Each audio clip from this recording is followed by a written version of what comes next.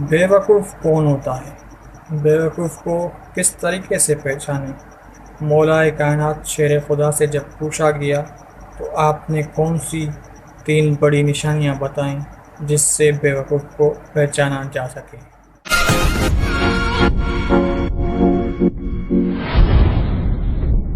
السلام علیکم ناظرین، میں ہوں ادریس احمد سمرو۔ بیوقوف وہ ہوتا ہے جس کو نفس کی ہر خواہش پر تکمیل کرنا آتی ہو، اس کے نفس سے جڑی ہر چیز کے اس کو خیالات آتے ہوں، لیکن وہ اپنی دل کی حفاظت کرنے والی کوئی چیز اس کو سمجھ نہیں آئے گی۔ وہ ہے بیوقوف۔ بیوقوف وہ ہے جس پر اللہ کی رحمت تو بہت برس رہی ہے، کرم تو بہت ہو رہا ہے، لیکن وقتاً فوقتاً کوئی ایسا لفظ وہ کہے گا کہ سارے کرم دھل جائیں گے، ختم ہو جائیں گے۔ اس لیے بولنے سے پہلے سوچو، کیا بول رہے ہو، کس سے بول رہے ہو۔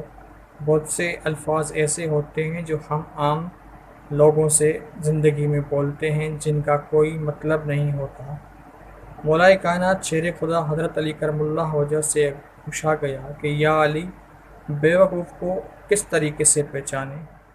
آپ نے جواب دیا، دنیا کو جو اپنے نظریے سے دیکھے، دوسرے کی بات کو ترجیح نہ دیتا ہو، جو انسان بات سننے سے پہلے فوراً جواب دیتا ہو، بغیر وجہ غصہ کرتا ہو، جو بار بار اپنی تعریف سننا اور کرنا پسند کرتا ہو،